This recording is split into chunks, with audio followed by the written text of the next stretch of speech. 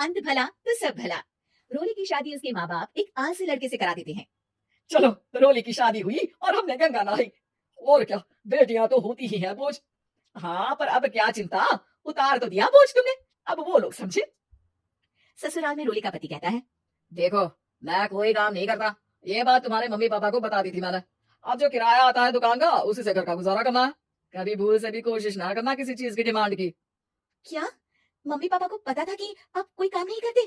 और क्या, बड़ा अच्छे से पता था। उन लोगों को तो तुम बोझ लगती थी, बोल रहे थे कि बस शादी कर लो और कोई मतलब नहीं है। रोली को यह सुनकर बहुत गुस्सा आता है, लेकिन करती भी तो क्या, क्योंकि वो जानती थी कि उसकी माता पिता ऐसे ही हैं। जैसे तैसे रोली दिन काट रही थी। रोली को एक प्यारी सी बेटी होती है। धीरे धीरे वो बड़ी होती है और उसके साथ उसकी जरूरतें भी बढ़ती जाती है।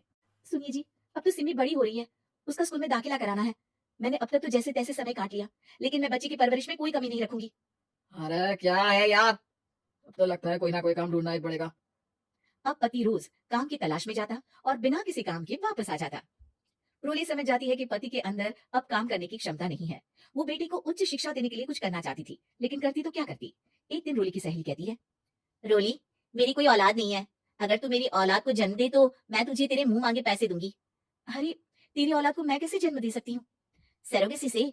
बच्चा मेरा और वैभव का ही होगा, लेकिन कोख तेरी होगी। ये संभव है रोली।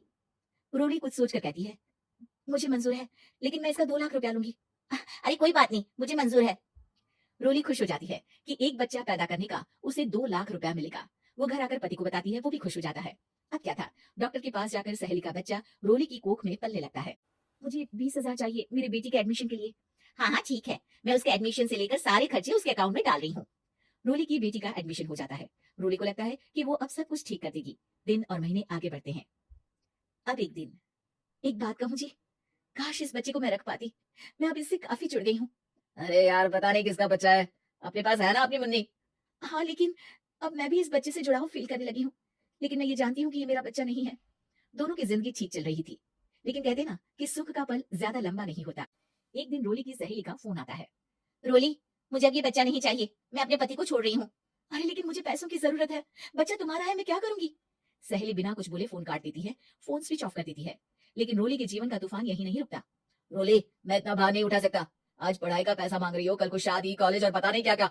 मैं तुम्हें छोड़ रहा हूँ, अपनी बच्ची उठाओ और निकलो इस घर से। अरे पर मैं कर तो रही हूँ ना बच्चे के लिए काम, आप आराम से रहिए ना। क्या काम कर रही हो, देख रहा हूँ मैं। ये छोटा शहर है, यहाँ लोगों को बात बनाते वक्त नहीं लगता। तो मैं क्या करूं? ज्यादा पढ़ी लिखी नहीं हूँ, कैसे घर के खर्चे चलाऊं? और आप तो काम करना ही नहीं चाहते। हाँ, ना चाहता हूँ और ना ही करूंगा। रोली को पति की बात पर काफी गुस्सा आ जाता है। ठीक है, अगर मेरे जीवन में संघर्ष लिखा है तो वही सही।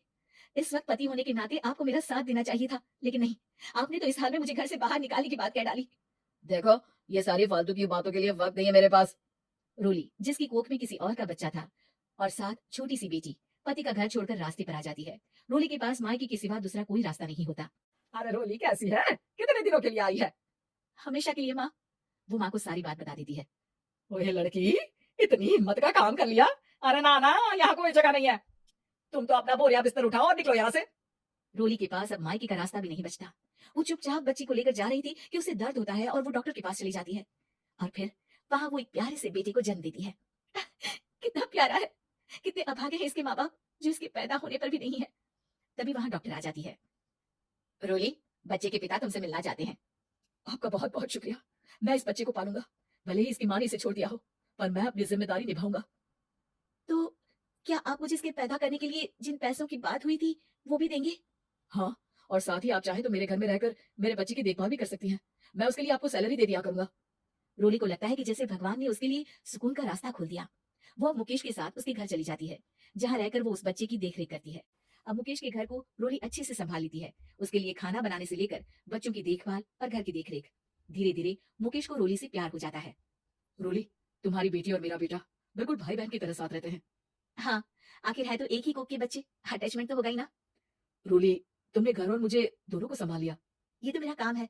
आपने भी तो मुझे छत दी, जिससे मैं अपनी बेटी की पढ़ाई और भविष्य के लिए पैसे जोड़ सकूं। रोली, क्या तुम मुझसे शादी करोगी?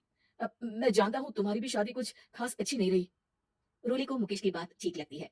वो उसे हाँ बोलने की सोच ही रही होती है कि उसके पहले पति का फोन आ जाता है। रोली, मैं बहुत परेशान हूँ, मेरा एक्सीडेंट हो गया है, मैं चाहता हूँ तुम वापस आ जाओ। रोली को पुराने पति की चिंता होने लगती है। वो सोचती है कि वो क्या कर रही थी। हाँ हाँ ठीक है, मैं आ रही हूँ। हाँ रोली आ जाओ, लेकिन बच्ची को कहीं हॉस्टल में छोड़कर आना, क्योंकि मैं नहीं चाहता कि हम लोगों के बीच फिर से वो सारी बातें हो। रोली को समझ आ जाता है कि पति आज भी सुधरा नहीं है। वो पति के पास जाने से इनकार कर मुकेश को हाँ कर देती है।